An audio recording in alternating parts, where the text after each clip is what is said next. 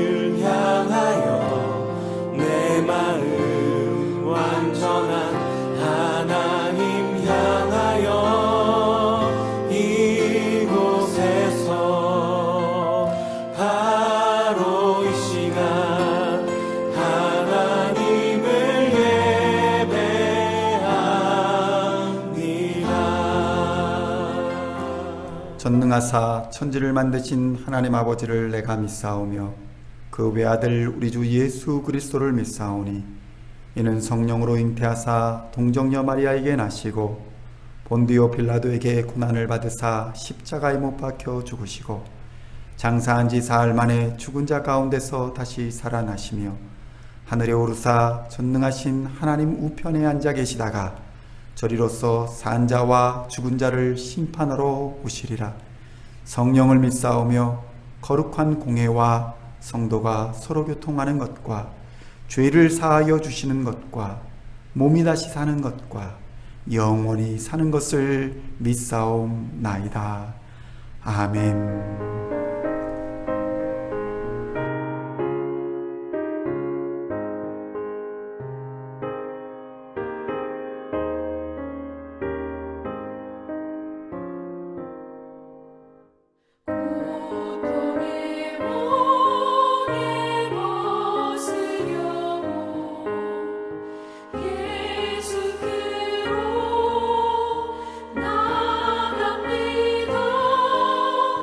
자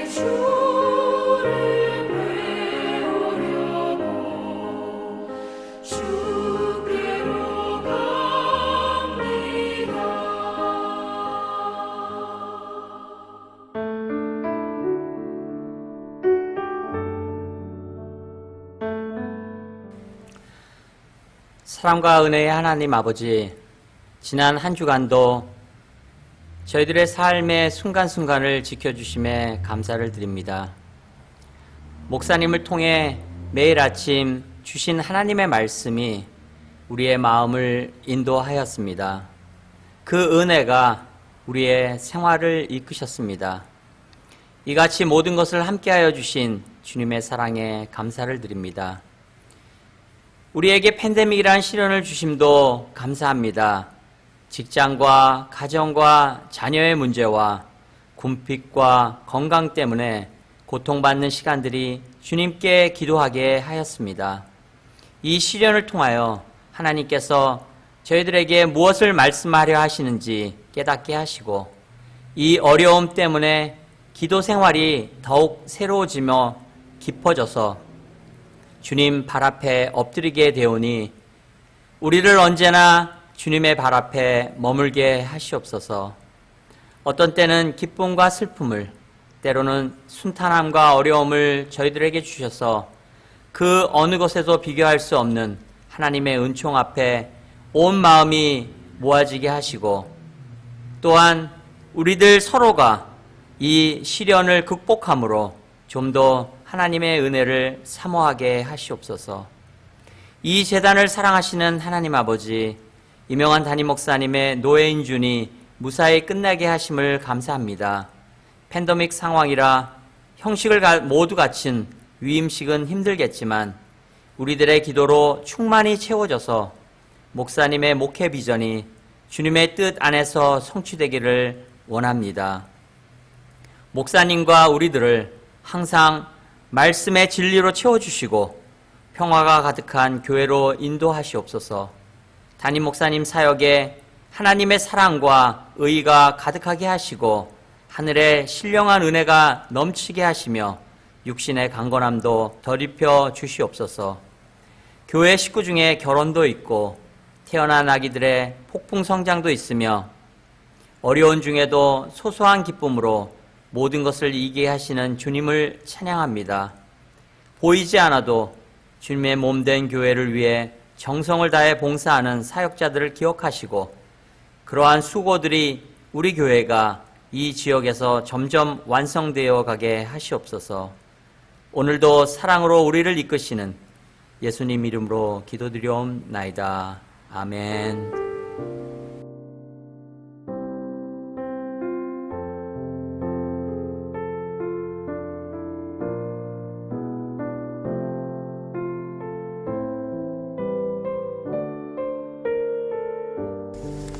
오늘 우리에게 주시는 하나님의 말씀은 요한복음 9장 1절로 5절까지의 말씀입니다.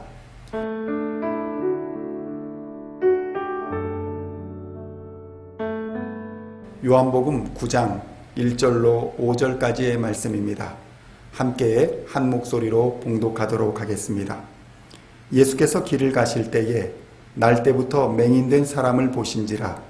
제자들이 물어 이르되 랍비여, 이 사람이 맹인으로 난 것이 누구의 죄로 인함이니이까? 자기니이까? 그의 부모니이까? 예수께서 대답하시되 이 사람이나 그 부모의 죄로 인한 것이 아니라 그에게서 하나님이 하시는 일을 나타내고자 하심이라. 때가 아직 낮음에 나를 보내신 이의 일을 우리가 하여야 하리라. 밤이 오리니 그때는 아무도 일할 수 없느니라. 내가 세상에 있는 동안에는 세상의 빛이로라. 아멘.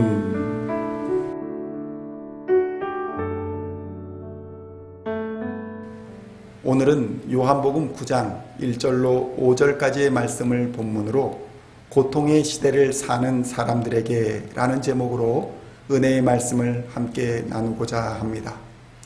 성도 여러분, 2020년을 힘차게 시작했던 것이 엊그제 같은데 벌써 9월의 마지막 주일을 맞이했습니다. 우리 교회는 2020년이 시작하면서 전교인 춘계 대신방을 통해 하나님이 우리 교회에게 맡겨주신 사명을 깊이 인식하며 새로운 출발 선상에 서 있었습니다. 그러나 예상치 못했던 바이러스 사태로 인해 모든 것이 멈춰버리고 이전과는 전혀 다른 영화 같은 세상을 경험하며 경제적으로나 사회적으로 변화된 상황에 적응하고자 노력하고 있습니다.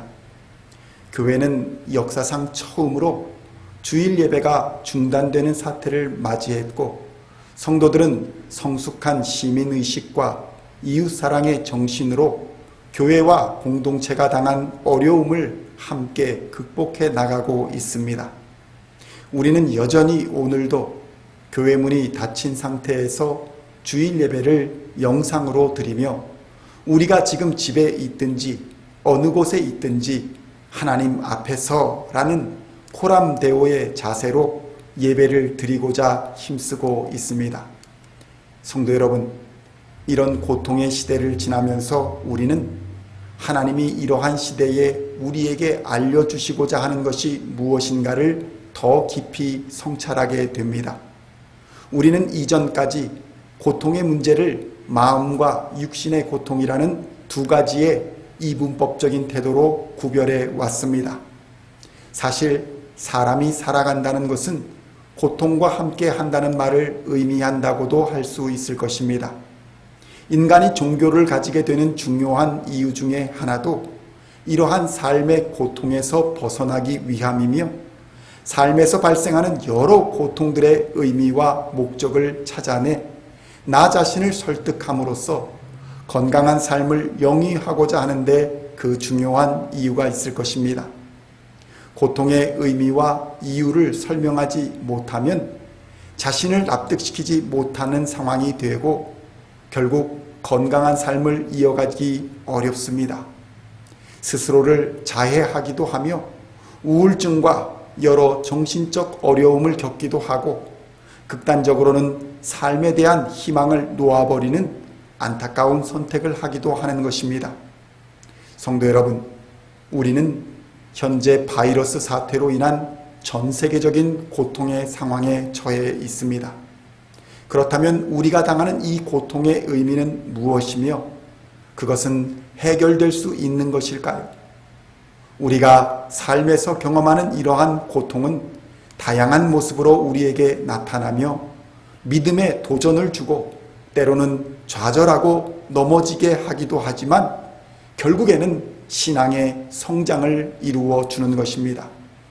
먼저 우리는 고통에는 하나님의 다양한 목적과 의미가 있다는 것을 알아야 할 것입니다.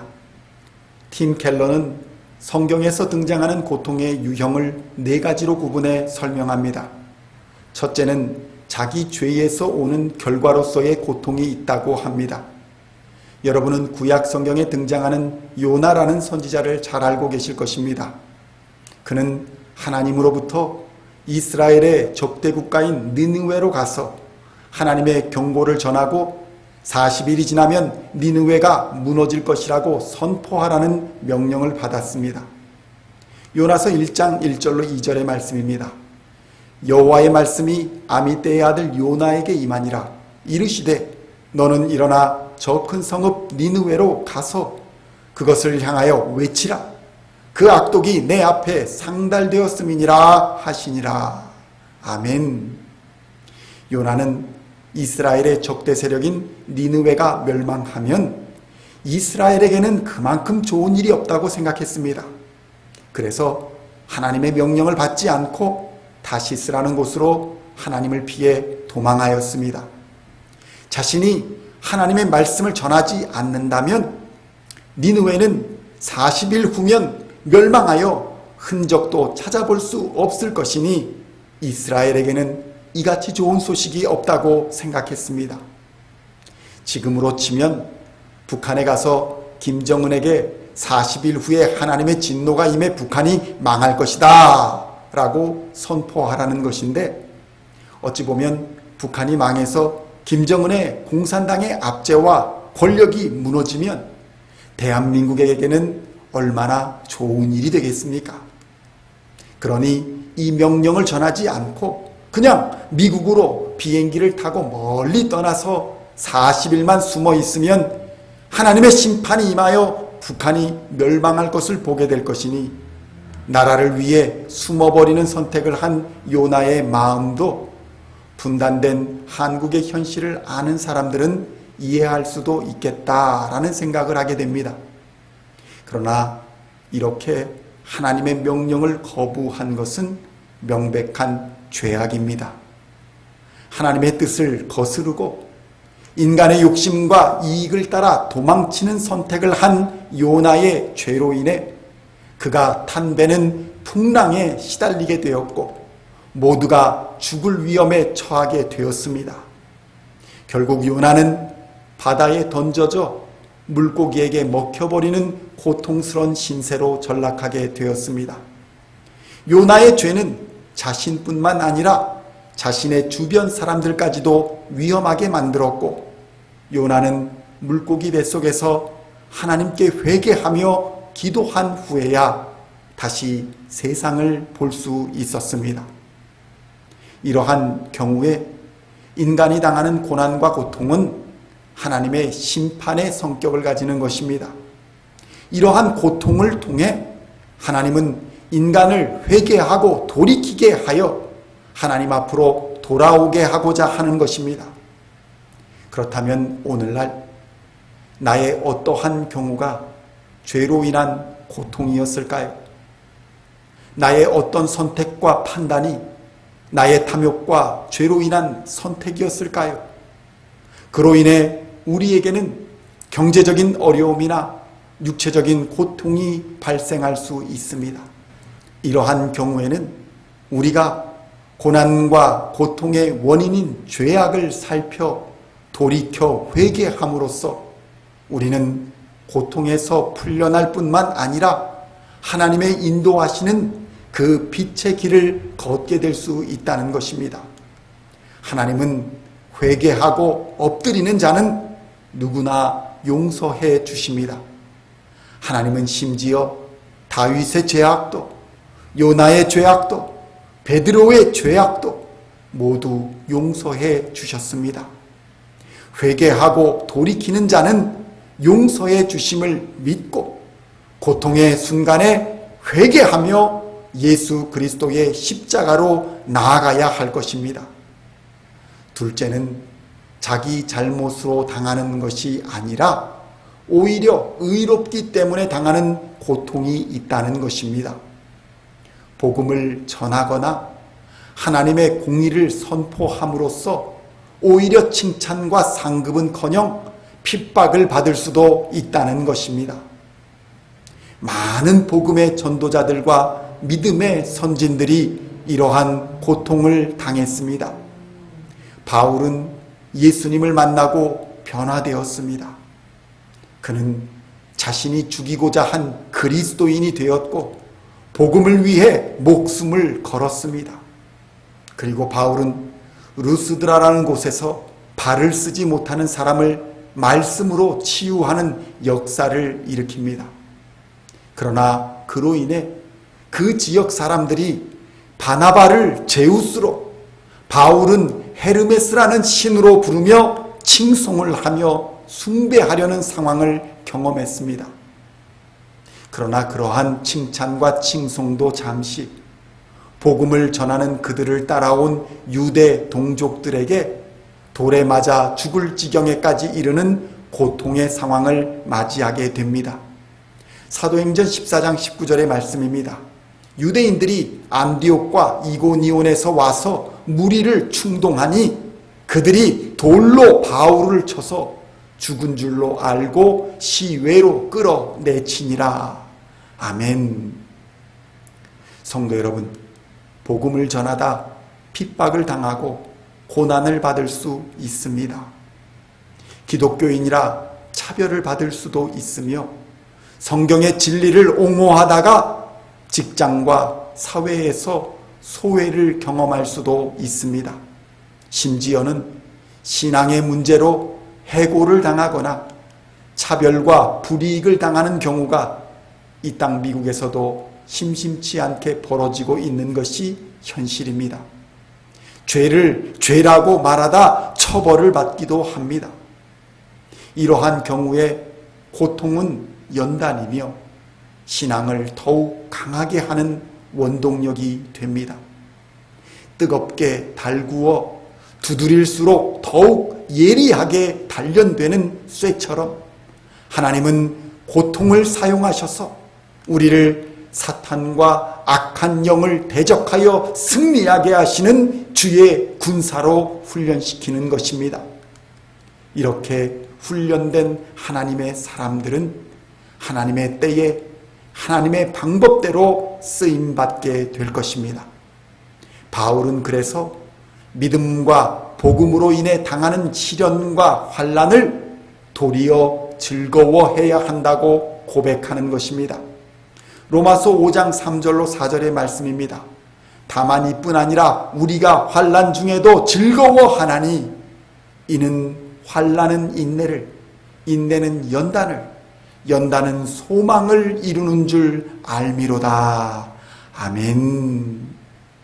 이렇게 연단된 사람들은 하나님과 화평을 누리며 은혜에 들어가 왕 노릇하는 영광을 얻게 될 것입니다. 로마서 5장 17절의 말씀입니다. 한 사람의 범죄로 말미암아 사망이 그 한 사람을 통하여 왕 노릇하였은즉 더욱 은혜와 의의 선물을 넘치게 받는 자들은 한 분 예수 그리스도를 통하여 생명 안에서 왕 노릇하리로다. 아멘. 그러니 의를 위해, 복음을 위해 고난을 당할 때는 두려워 마시고 담대하십시오. 성령 하나님이 우리와 함께 하십니다. 하나님께서 의로운 오른팔로 지키시며 보호해 주실 것입니다. 믿는 자들은 그리스도의 죽으심과 더불어 죽고 그리스도의 부활하심과 더불어 살아 주님과 함께 죄악의 절망과 사망의 고통을 이기고 영원한 평화와 안식을 누리게 될 것입니다. 세 번째로는 우리는 자연적인 상실로 인해 오는 고통이 있다는 것을 알아야 합니다. 이것은 시간을 살아가는 유한한 생명을 가진 인간이 필연적으로 받을 수밖에 없는 불가피한 고통이기도 합니다. 누구나 태어날 때는 부모님을 가지고 태어납니다.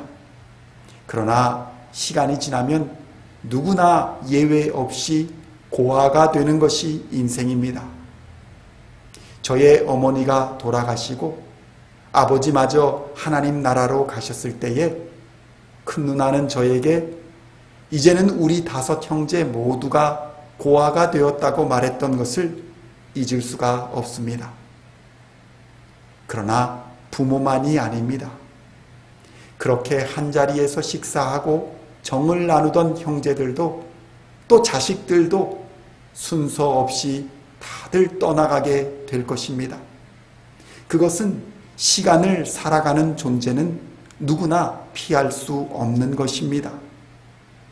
반려견을 키워본 경험이 있는 분들은 누구나 10년을 전후로 반려견과의 이별을 경험하게 됩니다. 강아지를 입양해 올 때는 이별을 예상하지 못합니다.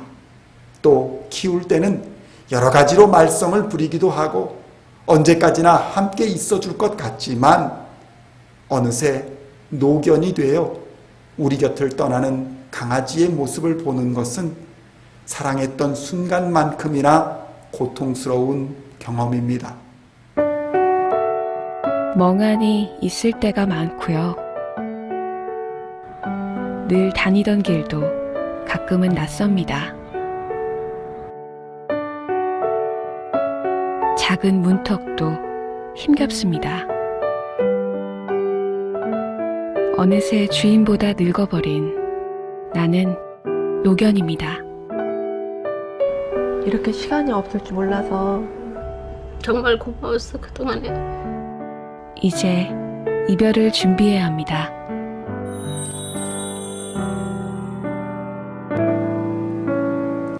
사람과 짐승의 교감도 이러한데 하물며 사람과 사람은 어떻겠습니까? 사랑하는 사람과의 이별을 경험하는 것은 매우 고통스러운 일입니다. 그러나 이러한 사망의 힘은 너무나도 강력하여 이것에서 벗어날 사람은 아무도 없습니다.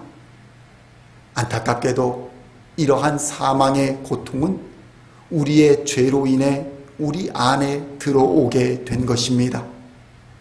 성경 속의 마르다와 마리아도 우리와 마찬가지였습니다.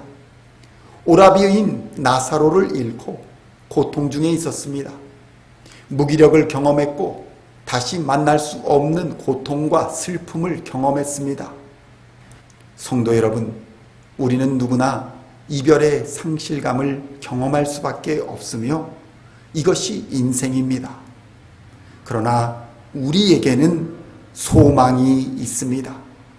이별이 끝이 아니라는 것입니다. 이러한 죽음과 사망의 권세를 이기신 예수 그리스도의 기쁨의 소식이 우리에게 있다는 것입니다.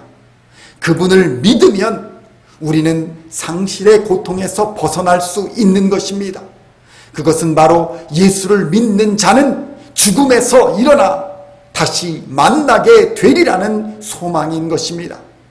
이러한 소망으로 우리는 이별을 대할 때에 절망과 슬픔 대신에 오히려 그들을 다시 만날 날에 그들에게 부끄럽지 않은 소중한 삶이 되도록 오늘을 만들어 나갈 더욱 큰 책임감을 느끼고 살아갈 수 있게 되는 것입니다. 예수님께서는 이러한 소망을 직접 기적으로 보여주셨습니다. 예수님은 사랑하는 마리아와 마르다의 가족 나사로를 무덤에서 불러내셨고 살려서 가족에게로 돌려보내 주셨습니다. 이 땅에서 죽음을 이기신 권세를 가지신 예수께서 그를 믿는 자들을 죽음에서 다시 살려 영원한 생명을 주시지 못하시겠습니까? 하나님 아버지께서는 우리에게 이러한 예수님을 약속으로 주고 계시는 것입니다. 성도 여러분, 여러분이 애정을 다해 사랑했던 반려견과 반려묘들을 다시 만날 수 있다고 생각해 보십시오. 얼마나 감사한 일이겠습니까? 성도 여러분, 오늘의 이별에 대한 슬픔은 다시 만날 미래에 대한 소망이 되어 그들에게 부끄럽지 않도록 오늘을 더욱 최선을 다해 열심히 살아가는 원동력이 되는 것입니다. 기독교는 소망의 종교입니다. 오늘의 사랑이 멈추지 않고 영원히 이어지는 소망을 갖게 하고 그것을 믿음으로 증명해가는 종교가 바로 기독교인 것입니다. 그러니 상실의 고통을 겪는 형제 자매 여러분, 두려워하지 마십시오. 염려도 하지 마십시오. 단지 우리가 염려할 일이 있다면 사랑하는 누군가가 구원의 예수 그리스도의 복음을 듣지 못해 영원히 만나지 못할 수 있다는 것입니다.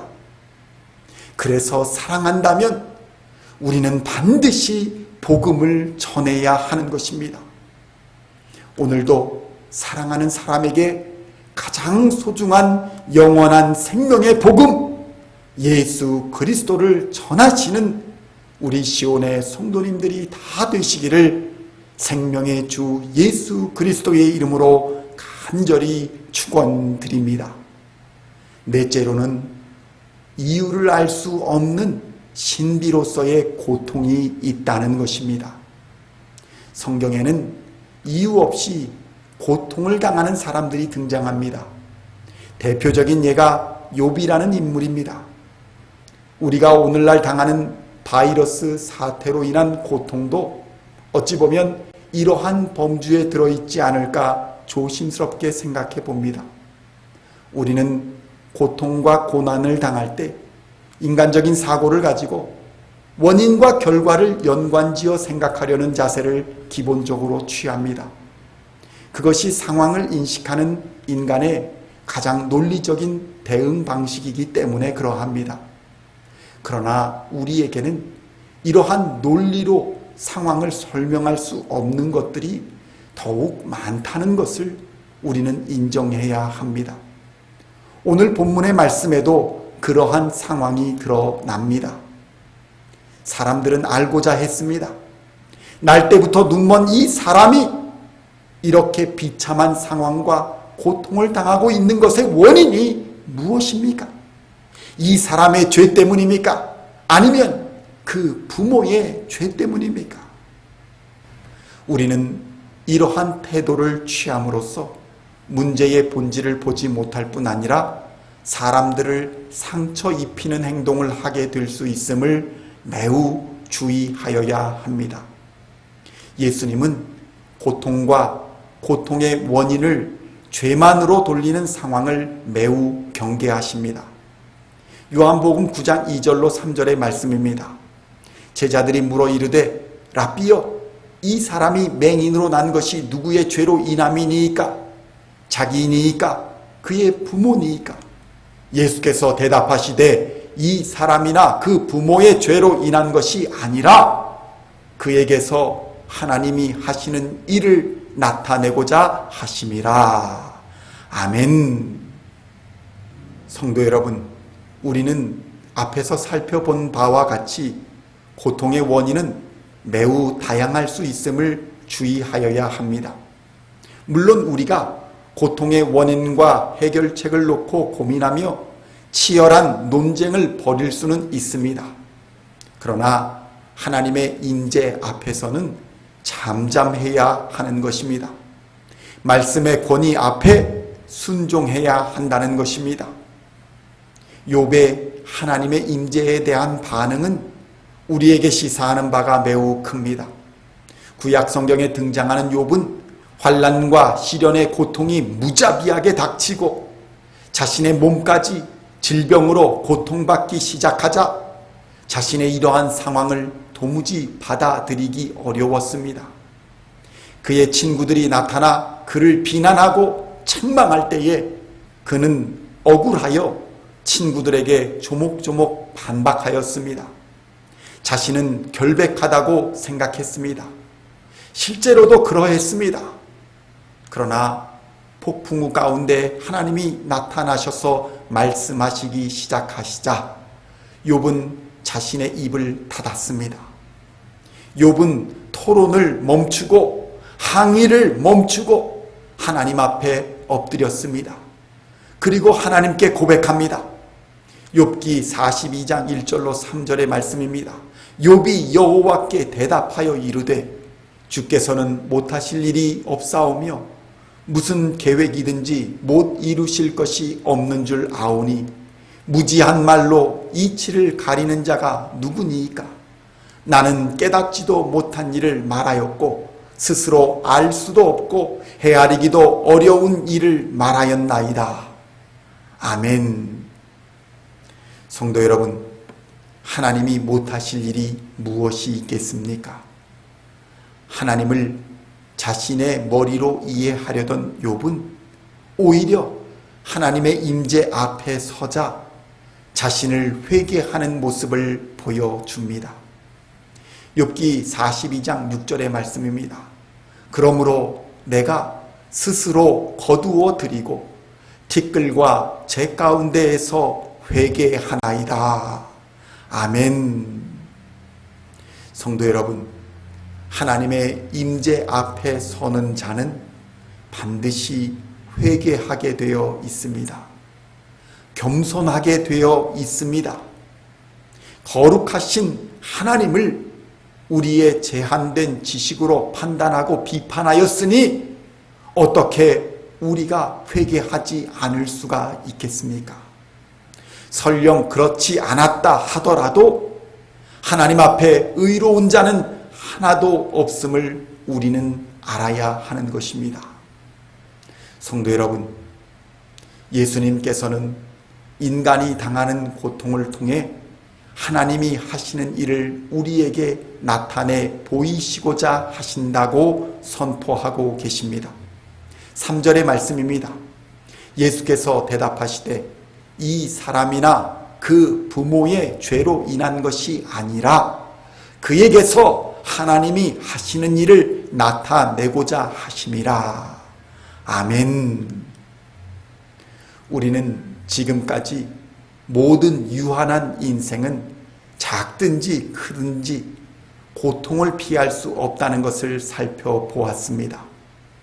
이러한 상태의 우리는 모두가 죄로 인한 결과이며 모든 사람이 죄를 범하였음에 하나님의 영광에 이르지 못함을 증거하고 있는 것임을 우리는 알아야 합니다. 내가 하지 않았다고 피할 수 없습니다.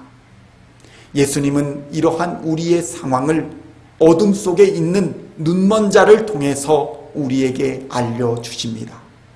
성도 여러분, 우리는 누구나 이러한 날 때부터 소경된 자와 같은 어둠 속에 살고 있는 자들입니다. 지금의 이 상황을 부모의 죄냐 자신의 죄냐를 따져 정죄를 하는 것은 당장 눈이 보이지 않아 세상을 볼 수 없는 자에게는 큰 의미가 없다는 것입니다.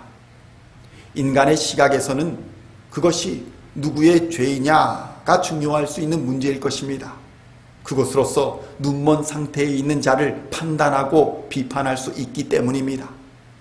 그러나 하나님의 관점에서는 육신의 눈먼 자나 눈뜬 제자들이나 다 똑같은 죄인들에 불과하다는 것입니다. 예수님은 이러한 상황에 너희들은 모두가 어둠 속에 있으며 그 어둠을 걷어내고 진리를 볼 수 있게 하는 빛은 바로 예수님이라는 것을 선언하고 계시는 것입니다. 요한복음 9장 5절의 말씀입니다. 내가 세상에 있는 동안에는 세상의 빛이로라. 아멘. 성도 여러분, 우리는 기독교의 탈을 쓰고 있으면서도 예수를 믿지 않는 자들을 경계해야 합니다. 그런 자들은 하나님의 능력을 부정하고 기적과 표적을 부인하며 예수님의 성육신 하심도 부정합니다. 입술로는 기독교의 사랑을 외치고 있으나 진정한 사랑의 실천이며 증거이신 예수를 전하지 않습니다. 구원을 얻기 위해 오직 예수를 믿어야 한다는 진리를 전하지 않는다는 것입니다. 성도 여러분, 오직 우리는 구원과 진리의 빛 되신 예수 그리스도 안에서만 눈을 떠서 볼 수 있게 되는 것입니다. 예수 안에 있어야 진리를 볼 수 있게 되는 것입니다. 선을 행하는 것으로는 충분하지 않습니다.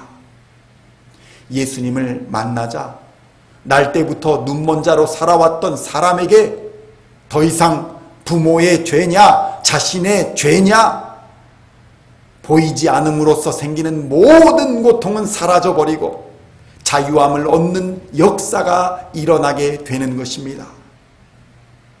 우리는 바이러스 상황에서 질문합니다.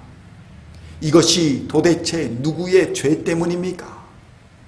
바이러스의 발병과 통제를 하지 못한 중국의 죄입니까? 아니면 바이러스에 효과적으로 대처하지 못하고 우왕좌왕하는 나라들과 지도자들의 문제입니까? 이도 저도 아니면 마스크를 쓰지 않고 돌아다니는 시민들의 의식 부족이 문제입니까? 성도 여러분, 욥은 어떻게 행동했습니까? 욥은 하나님의 주권과 섭리와 자유함을 인정했습니다. 마찬가지로 하나님의 아들 예수 그리스도는 하나님이시며 세상의 빛이십니다. 문제를 풀 수 없는 어둠이 내게 덮칠 때에 우리는 빛을 찾아 나서야 합니다. 그리고 그 빛으로 우리를 조명해야 합니다. 빛은 어둠을 몰아내며 진실을 드러내기 때문입니다. 여러분은 어떤 고통에 직면하여 계십니까? 그것이 죄 때문에 발생한 고난입니까? 아니면 복음을 전하며 의로운 길을 행하다 당하는 고통입니까? 그것도 아니면 인간의 유한함으로 인한 상실의 고통입니까? 이도 저도 아니라면 도저히 원인을 알 수 없는 고통과 고난입니까? 성도 여러분, 그러나 감사하십시오. 그리고 기뻐하십시오. 하나님이 해결 못하실 고난과 고통은 없습니다. 전능하신 하나님의 계획과 섭리에 들어있지 않은 고난과 고통은 없다는 것입니다. 도저히 우리가 원인을 알 수 없던 고난도 예수님 앞에 내려놓으면 해결되는 역사가 일어나는 것입니다. 날 때부터 눈먼 자가 눈을 떴습니다. 예수님께 불가능은 없는 것입니다. 할렐루야! 성도 여러분, 이제 우리는 영적인 눈을 떠야 합니다. 그러면 하나님의 은혜와 감사가 임하게 될 것입니다. 성도 여러분, 이 고통의 시대를 이기는 유일한 방법은 오직 예수 그리스도밖에 없습니다. 바이러스 사태를 포함하여 모든 고난과 고통 속에 있는 자들은 이제 예수를 통해 영적인 눈을 떠서 하나님의 계획과 하나님의 주권을 바라보아야 합니다. 그리고 어떠한 고난과 고통도 회복시키시고 치료하시며 위로하시고 능력 주시는 우리 주 예수님만을 철저하게 의지하여야 하는 것입니다. 예수님만이 길이요, 예수님만이 진리요, 예수님만이 생명이 되십니다. 오는 한 주간도 오직 성령의 충만함으로 날마다 빛 되신 주께로 나아가 십자가의 고통과 고난의 짐을 던져버리는 역사가 우리 시온의 성도님들 가정과 직장과 우리 교회 공동체 위에 충만하게 넘치시기를 빛 되시고 능력 되시는 우리 주 예수님의 이름으로 간절히 축원드립니다. 기도하시겠습니다. 하나님 아버지 감사합니다. 주의 은혜로 이 시간 주의 종의 집이 복을 얻게 하여 주시옵소서. 하나님께서는 능치 못할 일이 없으시며 하지 못할 일도 없으십니다.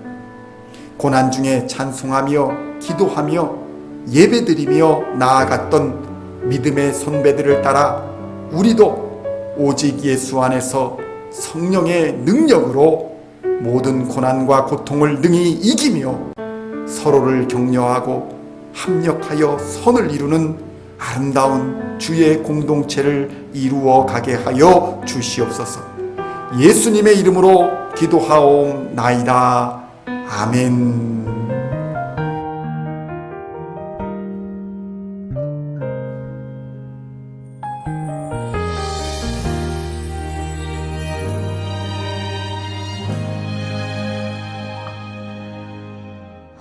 화려하지 않아도 정결하게 사는 삶, 가진 것이 적어도 감사하며 사는 삶, 내게 주신 작은 힘 나눠주며 사는 삶, 이것이 나의 삶의 행복이라고.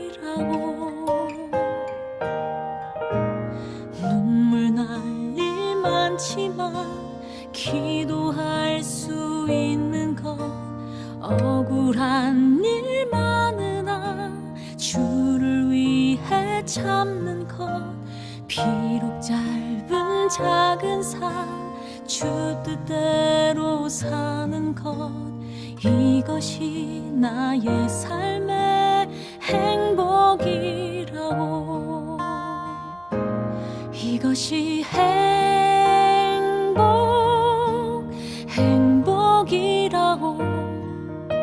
세상은 알 수 없는 하나님 선물, 이것이 행복이라고.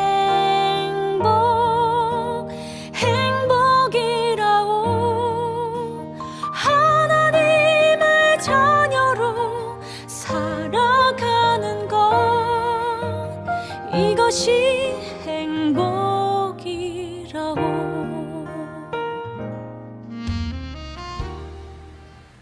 이제 다같이 기도하시겠습니다. 사랑과 은혜의 하나님 감사합니다. 여전히 세상은 질병에 신음하고 있습니다. 고통의 신음소리와 두려움과 염려의 목소리들이 주변에 가득합니다. 그러나 하나님, 이러한 때에 우리는 더욱더 하나님의 능력과 하나님의 섭리를 의지합니다. 우리의 영적인 눈을 뜨게 하여 주시어서 빛으로 인도하여 주시고 빛의 자녀로 살게 하여 주시옵소서. 우리가 기도하는 모든 제목들이 있습니다. 직장과 가정과 교회를 향한 믿음의 기도 위에 능력을 더하여 주셔서 어둠의 권세, 사탄 마귀 권세 틈타지 않게 하시고 바른 길 가게 하여 주시옵소서. 9월 26일 결혼식을 올린 수인자매와 홍석 형제를 주목하여 주시고 그들의 삶이 하나님 보시기에 아름답고 복된 삶이 되게 하여 주시옵소서. 담임 목사의 노회 인준 절차를 순적하게 인도하여 주신 하나님께 감사드리오며 우리의 모든 기도와 간구에 들어 응답하여 주시는 우리 주 예수님의 이름으로 기도하옵나이다. 아멘.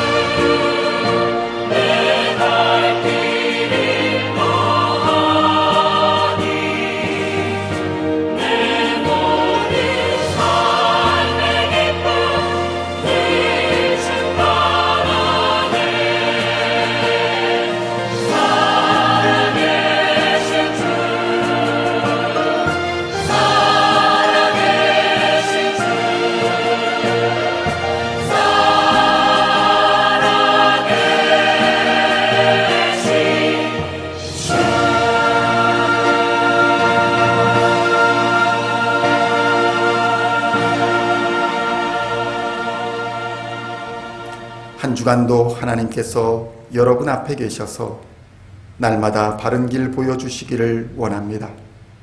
하나님께서 여러분의 곁에 계셔서 날마다 팔로 껴안아 주시기를 원합니다. 하나님께서 여러분의 뒤에 계셔서 못된 사람들의 나쁜 계획에서 날마다 보존해 주시기를 원합니다. 하나님께서 여러분의 아래에 계셔서 떨어지면 받아주시고 덫에서 건져주시기를 원합니다. 하나님께서 여러분의 안에 계셔서 슬퍼할 때 위로하여 주시고 눈물 닦아주시기를 원합니다. 하나님께서 여러분의 위에 계셔서 날마다 복에 복을 더하시길 간절히 원합니다. 이제는 우리를 구원하신 우리 주 예수 그리스도의 은혜와 하나님 아버지의 만극하신 사랑하심과 성령 하나님의 감화감동 교통하시는 능력이 고난과 고통 너머의 모든 것을 주관하시는 하나님의 섭리와 계획하심이 있음을 믿고 오직 말씀 안에서 감사하며 살겠다고 다짐하는 시온 중앙의 모든 성도들과 이 시간 영상으로 함께 예배드리는 모든 하나님의 사람들 머리 위에 이제로부터 영원까지 함께 하옵시기를 간절히 축원하옵나이다.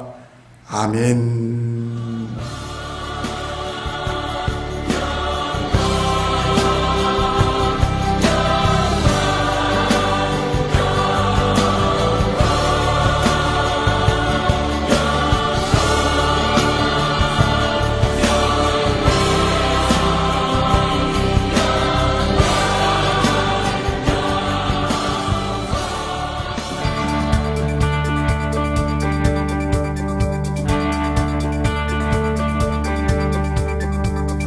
Singing songs of thy praise, we are coming to you, dancing before your throne.